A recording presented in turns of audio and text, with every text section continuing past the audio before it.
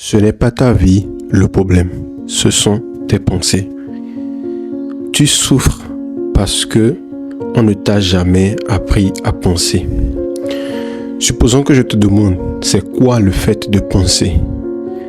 Tu me répondras sûrement que c'est une activité cognitive dans notre esprit.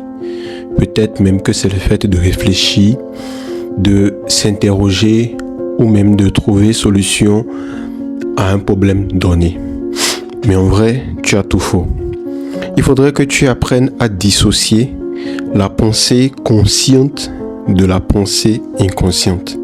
Et la plupart du temps, tu ne fais pas d'effort pour penser.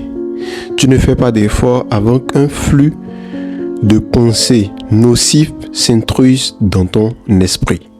En vrai, ce que tu appelles penser, ce n'est qu'une simple activité mentale. J'ai moi-même longtemps vécu dans un état où je pensais inconsciemment la plupart du temps. Et ce qui me gérait dépression, anxiété et prise de décision incorrecte dans la plupart de mes situations.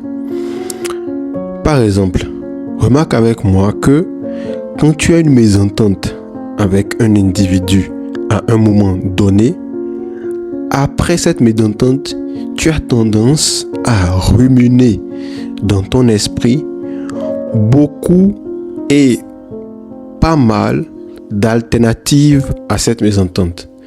Parfois, tu te demandes ce que tu aurais pu dire ou ce que tu n'aurais pas pu dire ou ce que tu aurais pu faire et ce que tu n'aurais pas pu faire.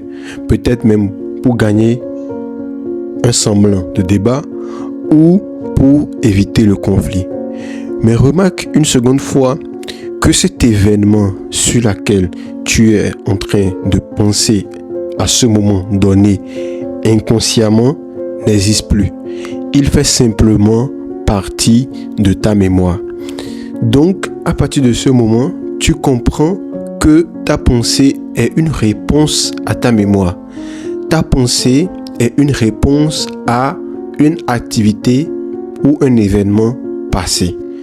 Et de ce fait, d'une activité mentale inconsciente, je me retrouve maintenant prisonnier dans mon propre esprit et démuni de paix jusqu'à ce que ma mémoire n'oublie cet événement-là et que je puisse maintenant peut-être reprendre un autre cycle vicieux de pensée inconsciente. Le problème est que ton esprit n'est pas libre.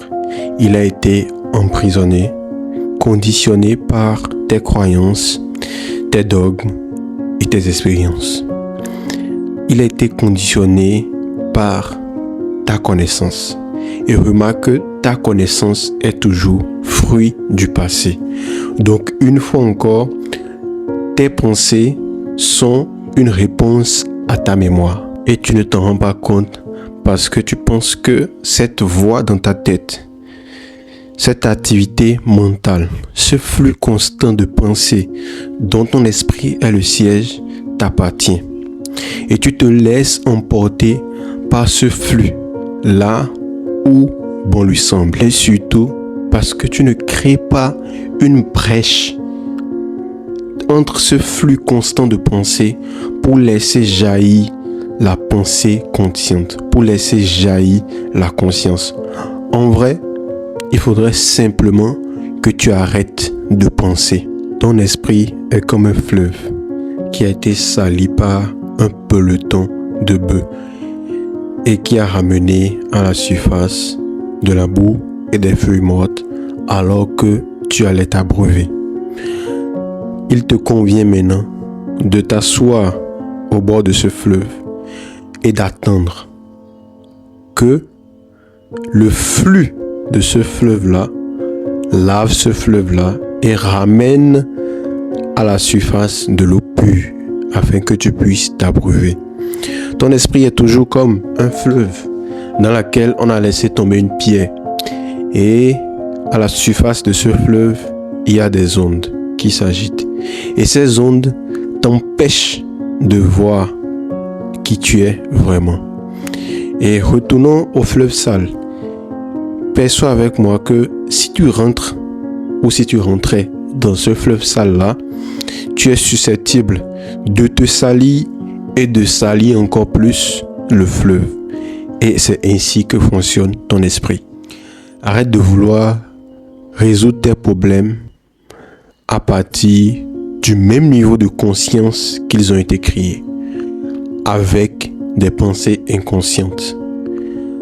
Utilise plutôt la sagesse. Et la sagesse vient de la conscience.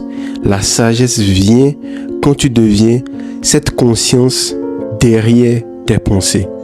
La sagesse vient si et seulement si tu deviens l'observateur de tout ce qui se passe dans ton esprit. Reste à la marge de ce fleuve et observe tout ce qui se passe dedans sans interagir. Attends, observe et ne juge pas. En fait, il faudrait que tu arrives à transcender cet état constant de pensée. Et pour y arriver, il te faudra suivre quelques petites méthodes. Premièrement, il faudrait que tu prennes l'habitude d'ouvrir un espace, ne serait-ce un petit espace de 2 à 3 minutes dans les flux constants de pensées qui viennent dans ton esprit. Ouvre de l'espace pour la conscience. Ouvre de l'espace pour la non-pensée ou pour la pensée consciente. Deuxièmement, médite. Méditer veut dire tout simplement se concentrer sur l'instant présent. Et pour y arriver, il y a plusieurs méthodes. Tu peux simplement te concentrer sur ta respiration ou te concentrer sur ton corps ou te concentrer sur un objet. L'essentiel, c'est de stopper totalement le flux continu de pensée et d'être seulement conscience et d'être un esprit vide. Parce que c'est l'esprit vide qui laisse jaillir la sagesse. Tu n'as pas forcément besoin de t'asseoir pour pratiquer la méditation. Tu peux le faire partout. Il suffit juste d'appliquer l'attention pleine sur tout ce que tu es en train de faire. Quand tu fais la vaisselle, sans l'eau sur tes mains, sans le savon sur tes mains.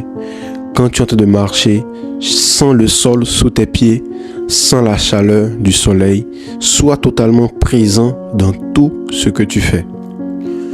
Tu peux aussi implémenter dans ta routine de petits rappels qui diront « Reviens au moment présent ». Moi, par exemple, dans le temps, actuellement, je ne fais plus ça parce que j'ai atteint un niveau qui me permet de ne plus le faire. Mais je me tapais comme ça sur la tête pour me ramener dans le moment présent. Et c'est ce que je veux pour toi. Mais des petits rappels de part et d'autre qui vont te ramener dans le moment présent. Parce que c'est juste ce qui importe et c'est juste ce qui va t'apporter la paix.